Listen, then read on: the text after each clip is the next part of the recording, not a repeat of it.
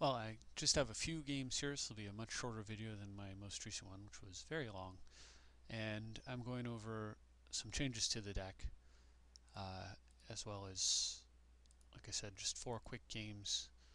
You can see the changes in action, and you can see that some of them definitely have an impact already, making games even better than they were previously for this already excellent deck. So here I'm playing against Rune of the Hidden Realm with my Oloro deck, and my hand's going to be at the bottom, but my cards will be up at top.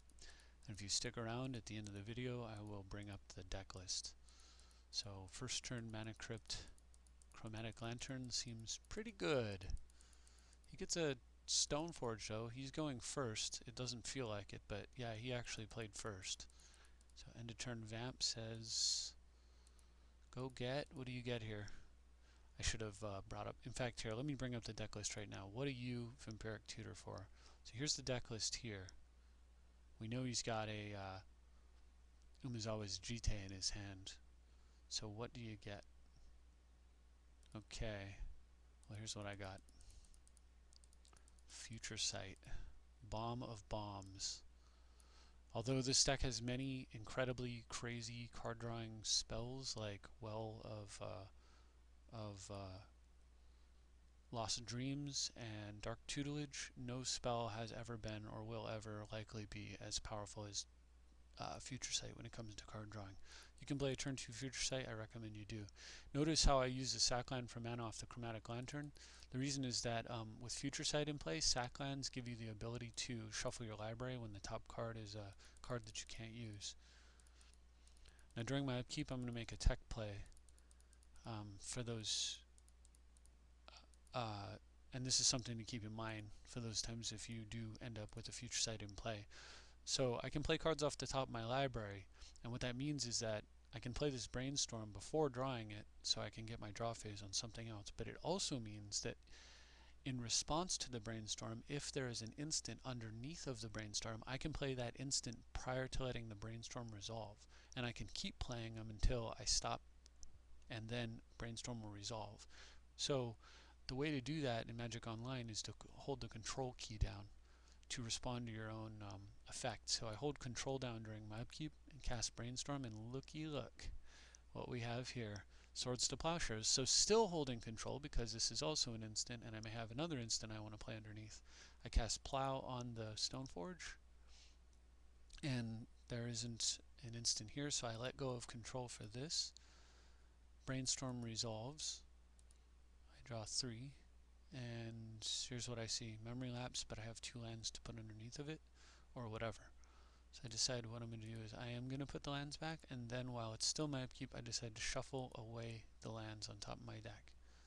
And I draw, ironically, a land, play a land off the top, and hit land. So not much I can do about that.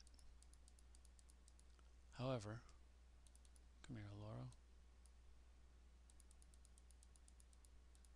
However, I am able to copy artifact. You know, I don't remember this happening this way. Wow. First game of the day and we're going to bug out. Yeah, that's not how that happened. There was a Soul Ring there. I played Soul Ring, copy artifact, Soul Ring, and something else. And ended the turn. Oh, and there was a Mox Opal too. I played Soul Ring, copy artifact on Soul Ring, Mox Opal, and then passed. Saved my Phyrexian Metamorph for juicier targets. But at the end of the turn, I had like 14 mana in play. And he untaps, draws a card, looks at the board, and concedes. So we'll just move on to the next game.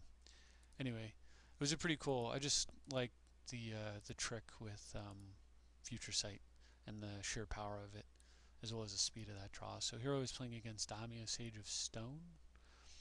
And who goes first? Looks like I won the die roll. And I've got that bomb-malicious combo of an Imperial Seal / Vampiric Tutor / Enlightened Tutor and Dark Tutelage, which means on turn 1 you can go fetch a way to play this on turn 2.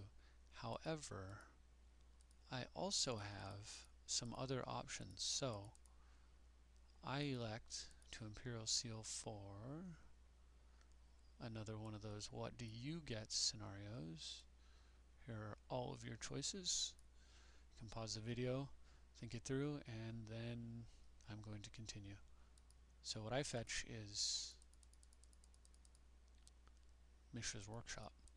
I fetch Shop and use Shop to play Monolith, which leaves me with exactly 4 mana floating, allowing me to throw down a Thran Dynamo and Dark Tutelage, as opposed to, I could have got Mana Crypt and done it that way as well, but here I'm going to be able to use the Shop to play the Power Stone or the Crucible and save the heavy mana for other purposes next turn, so this seemed more effective.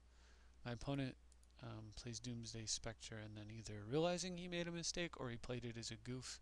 He just throws a smile up there. That's cool. I think he feels like he's a little bit behind. I think he's a little bit right. So I go ahead and just cast the Worn Power Stone. I know for sure I want that in play. Probably should have Brainstorm first, but you know, so it goes. So I Brainstorm and then put 2 lands back, cast a Crucible, and shuffle away those lands. And say done. He has nothing. I reveal Will, and since I've got a Will and I can be a little bit more bold, I go ahead and just hard cast Karn. No answer to it. I nail his Crypt and he gives up on turn 4 with this insane board position. Alright, so here I was playing against FLX Gunawan, running a Zur deck, the dreaded Zur deck. The one loss, it wasn't to this guy, but the one loss I've had was to insane like turn 2 Zur with Lightning Greaves draw against a double mulligan. But regardless, no excuses. My one loss has been to Zur, so I take the deck pretty seriously. But I have a great hand, so I keep this. Because normally this isn't like this is a very good hand, but against Zur it becomes great simply because Shop and Shackles makes it easier to, you know, defend against Zur. But now when he gets Soul Ring, like, this is what I hate about this commander is I actually really like Soul Ring and Crypt and Vault being in the environment, things like Shop and stuff. It adds like a flair to the game that you just miss in other formats, and you know, you get these crazy starts, but you know, you've got like cheap solutions and such. Every deck can answer plays like this, you know, Nature's Claim, Vandal Blast. Blue, you've got cheap counters. Black, you've got Search, and you can keep up by getting your own, and you can play like Duress and stuff. So everybody's got an answer to it, and it keeps it interesting and fun. What I don't like is commanders who completely abuse the mana rocks in a way that's totally awful. And Zur is the most egregious of that. Probably the next most painful one would be like Kiki Jiki. Actually, Thada Adele, a turn 2 Thada is very, very threatening. So it's just commanders that do like really rude things and hit, you know, 2 turns early, or it can be pretty harsh. So anyway, he gets a picturesque draw here. If he's able to enchant Zur, Zur is not touchable directly anyway. But I'm vampiric for Chromatic Lantern. I thought about getting Thran Dynamo, playing Shop, casting Shackles and saying go, but I felt like going this route and taking it a little bit slower was going to be okay, since I can potentially throw down Shackles and grab Zur next turn.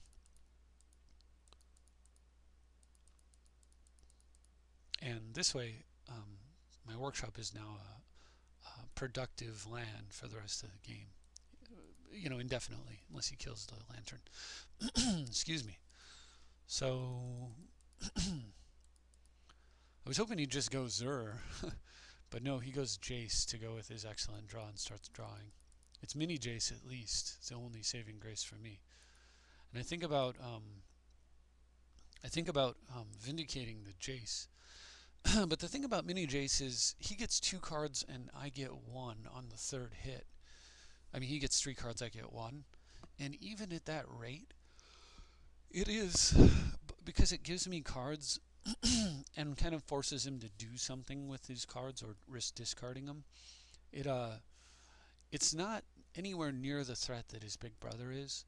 So instead of destroying it, I actually decide that what I'm going to do is take out Soul Ring and make him put him in a position where it looks like his best play is play land and cast Zur, because that's what I want him to do, right? Of course, now that shackles are revealed, I guess he won't do that. But at the very least, he has less mana to be able to do something like cast Zur and then put an enchantment on it, which would make it immune to Vedalken Shackles, which is now the threat. And it's also very difficult. It's going to be very difficult for him to protect himself against the Mind Twist that I have, which will make up for Zur's cards for the most part, or Jace's cards that he's gotten for the most part. To make that even easier on me, he casts a Despise to make me discard a creature or a planeswalker. Thank you for spending a black mana to mulligan. I will take that. So I top deck Merchant Scroll and I just go fetch Mana Drain because I want to stay secure in this board position. My goal ultimately is Mind Twist him. So he is the aggro, I am the control. Of course I do need to deal with Jace at some point or play something to keep up, but I've got time. So he feeds me an Ancient Tomb, thank you, and boom, land tax. Now I've got a card drawing spell. So I go ahead and declare my attack step, end it, and play my tax. And pass.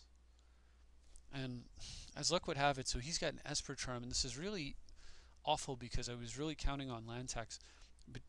Between tax and Zur feeding me a card every third card, I actually would be drawing more cards than he would. And so I'm kind of torn in this situation where if I mana drain Esper Charm, I'm banking on land tax's card feed and the potential of the deck to draw solutions to Zur long term to get me out of what could be a game loss. I do have Shackles, of course, backing me up, but it gets a lot riskier if I give up my counterspell. So I had to really consider it, but the amount of cards that land tax give me, even though they're lands, is just too valuable. So I go ahead and just take the drain and set myself up for a Mind Twist next turn, which will also hopefully help me out. So he goes for Detention Sphere here, and so of course I have to remand that back to his hand. That sort of shuts off the whole tax idea. If he has a land, he gets to replay it, and it's a real bummer. But if he doesn't, then I'm just putting it in his hand for me to Mind Twist it next turn. And I actually tap the Tomb for damage, specifically because I'm worried about Daze or Force Spike. And the life doesn't matter, so I might as well just float the extra mana.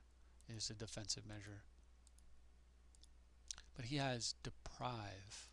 So he has to pick up a land, which actually gets him out of the tax, problem. But he decides not to kill tax, but Shackles, so that my defenses are, I'm completely wide open now. And then he makes a terrible, terrible play and plays a land, letting me tax. Absolutely awful, just because he's greedy and he wants to top. So he tops and then draws the card that he selected, and I get to tax. So yummy. And look what I draw. Scroll Rack off the top, man. You can't let somebody draw 3 cards. I don't care if they're lands. You just cannot do it with this deck. You don't want to do it. Anyway, right, perfectly timed Scroll Rack. So first thing, just to clear the way, is I Mind Twist him. Take a bunch of trash, actually. Using Shop, I go ahead and play the Scroll Rack, and with the 1 mana I have floating, rack for 4, and look at that, safety. Now, I don't play a land here because I want to tax rack. I want to keep tax racking. Although I can play a land and then sack the Misty Rainforest and fail to fetch. That is an option. There's just no reason to do that. Less cards in my hand just doesn't seem helpful at all with a Scroll Rack going. And so he top string his upkeep and takes a card, and what is it? Oh, and then he draws another card, and he plays Inquisition of Kozilek, to which I reply with Tithe, fetching two islands, and island plains. And hey, sure, have another 1 black mulligan. He's mulligan twice now. Isn't that nice of him? How brilliant that is. And so he sees the hand of all land, but unfortunately for him, he does not have a solution to Scroll Rack. So I draw for the turn, and during my upkeep, or after drawing, I go ahead and Mystical Tutor, putting Forbid on top of my deck, and then activate scroll rack for 1, 2, 3, 4, 5, 6, 7, 8 cards coming to my hand, one of them guaranteed to be forbid. And I looked at the next 8 cards, and as sure luck would have it, there was like 1 artifact mana, 6 lands, and the 1 forbid. The next 6 cards are all lands, even with all the lands I have in play, even though this deck only plays 32 and I have the 1 there. So if I hadn't gone and got that forbid, he probably still would have won. But in the face of forbid tax rack, my opponent gives up. And I just thought, what a great game that was. Probably my favorite of the set. So last of all, also incidentally, that game was really excellent because Brian recently and I discussed we needed more basic islands in the deck, and he was really promoting that. And at his urging, I went ahead and made adjustments to the deck in order to fit more basic lands into the deck. We previously had 2 islands, 1 plains, 1 swamp. Now we're up to 4 islands, 1 plains, 1 swamp. And you saw in that game where I was able to tax for the full 6, and how it paid off with scroll rack there, being able to draw 8 cards instead of, taxing for 3 or 4 cards and then being stuck there. So anyway, very awesome. It's always nice when you make a change to the deck and then the deck rewards you for the exact change that you just made. So here I'm playing against Sliver Overlord, and I take a mulligan. His hand was passable but not fast, and I want fast. And I'm mulligan into this beauty. Play turn 1 mana Vault. Turn 2, I go ahead and give him a little bit of time, but I play Everflowing Chalice because I want to do this and this. So I put down Oloro, and you'd think like it might have been better to hold back a land perhaps and try to work that in order to get the tax on the board, but this is one of the things I've noticed when you see somebody playing 5-color green base. Very frequently they will do you a favor when you have land tax, and this turn proves to be no exception. He casts Rampant Growth. Thanks, buddy. I really wanted the Ancestral Recall. So I get to Ancestral for 3 beautiful islands, which is the other advantage to having 4 islands in the deck. You can just get island, island, island off attacks. Thanks to the power of Lantern, these are all dual lands. And I get to draw for the turn, and there's another new addition to the deck. Used to be that this card was Stroke of Genius, but what I realized was if you have a ton of mana, if you don't have a lot of mana, Stroke of Genius sucks. Condescend, on the other hand, is excellent. You can use it to find more mana. If you have and slow them down while you do it. If you have a ton of mana, Stroke of Genius is great. But if you have a ton of mana, you're winning the game. So if you have a ton of mana and you're winning the game, what is it that you are trying to get with Stroke of Genius? Answer, counterspells. So just play a counterspell that you can use when you have a ton of mana, which will also dig you into finding more card drawing and more counterspells. Yes, you do want, of course, card drawing, but if you're in a winning position, it's best to protect a winning position. Not to say that I wouldn't prefer to Stroke of Genius from that spot, but doing this but having Condescend there is definitely not going to be a bad thing ever. So good in all cases versus good in some cases. Stroke of Genius is out, Condescend is in. So instead of leaving Condescend up though and playing Vest, I go ahead and just curve out and hit a card, thinking that there's very little he's likely to be able to do here. And he plays Birthing Pod. Since I already have too much mana and too many threats, so I get to yet again dropped the full 6 while deploying lands. I'm still doing it. It's so much better to have 6 basics in this deck. I just, the difference is astounding to me, having played a very tight land tax game for a really long time. So anyway, he continues to lay lands, and I was really thinking like maybe I should just go fetch Rack, but since I have Condescend to dig and Cryptic Command to dig, I just chill out and keep smashing the hand. So he goes for an Acidic Slime. That's getting Condescended for sure. And Copy Artifact not necessary. Merchant Scroll, totally awesome. So I don't tax this turn, but I don't have anything to tax for. He doesn't know that, of course, but yeah. And then I Merchant Scroll for Mystical Teachings. Yum, yum. And I go ahead and hold because now I'm thinking, hey, I'm going to mystical teachings and set up tax track with, I'll go get enlightened tutor or something along those lines.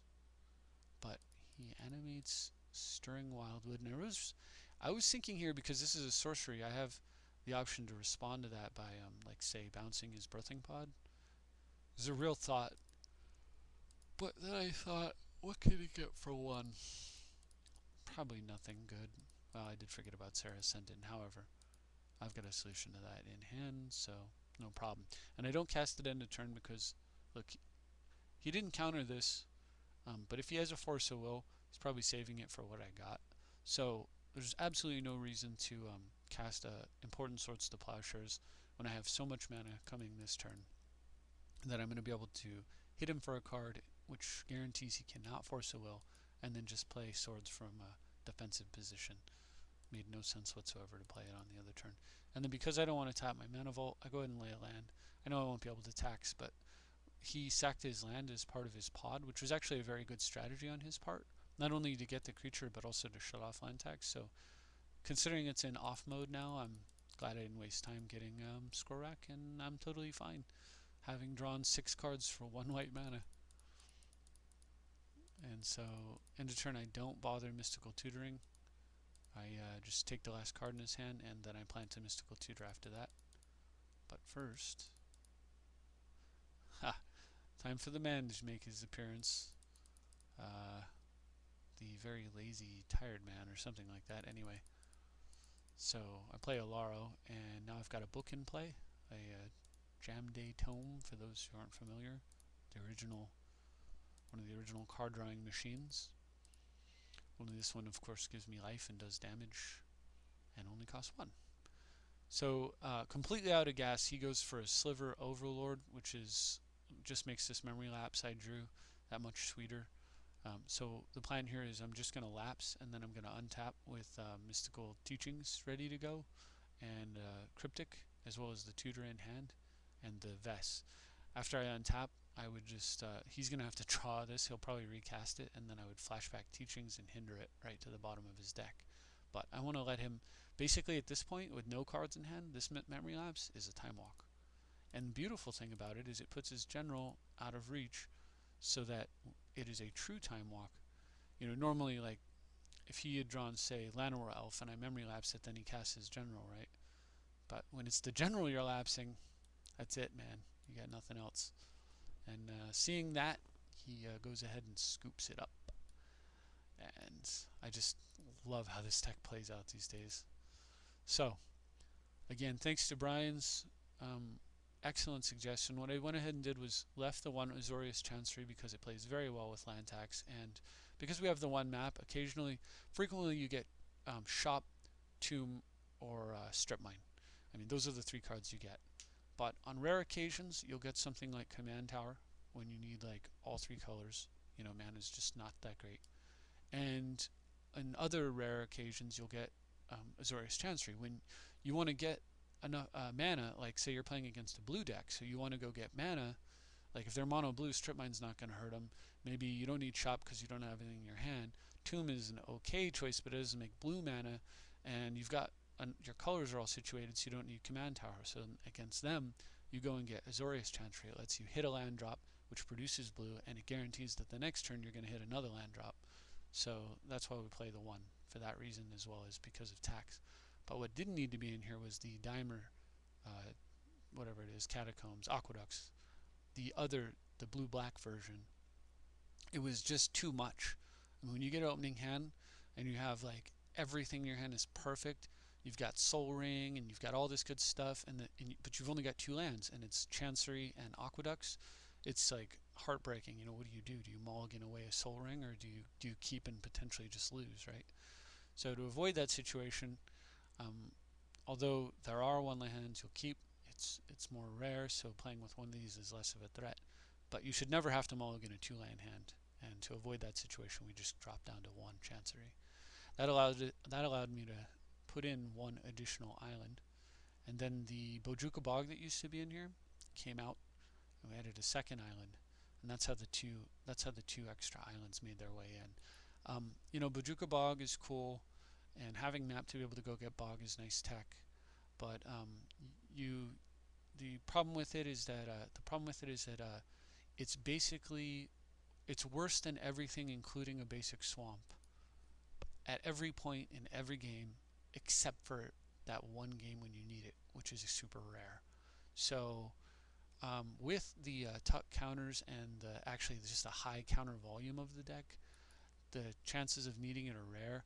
With things like Humility and Terminus to sweep away, and Swords to Plowshares, Oblivion Ring to answer early reanimated threats, it's a lot less mandatory for this kind of deck than it might be for others. So by making the cut, we cut a card that's strictly worse than basically every other land we possibly could have had, except for Once in a Blue Moon.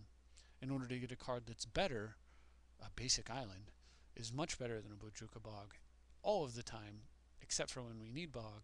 And even when we need Bog, sometimes, even sometimes against people like Reanimator, sometimes Bog was worse because you'd have first turn island, second turn Bojuka Bog in your hand. You can't play it until they actually, put something in their graveyard, but you need to develop, and you're holding, counterspell.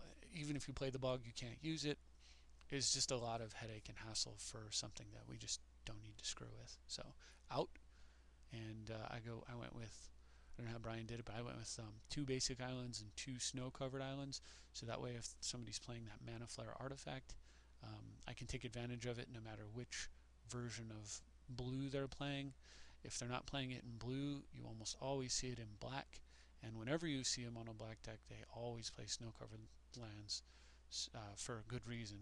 So as a result, my one swamp is snow-covered. In white, though, you never see snow-covered, so you never see mono-white control, so basic plains it is. And that's why I have the split, an even split of snow and non-snow, and it's separated that way. So that is the majority of the changes. The Stroke of Genius to Condescend change already discussed, and just about every other card it should be the same. You can see now that the deck is loaded with counters. It's that deck that everyone whines about that has too many counter spells, but it is definitely not all counters, and as you saw in many of those games, counters play a role, but they are not the feature of the deck. They are what ensures that the opponent loses, but after you've already started beating them about the face with the equal number of colorless cards to go with all these blue cards. So that's it. Thank you for watching. I do hope you enjoyed this video, and see you next time.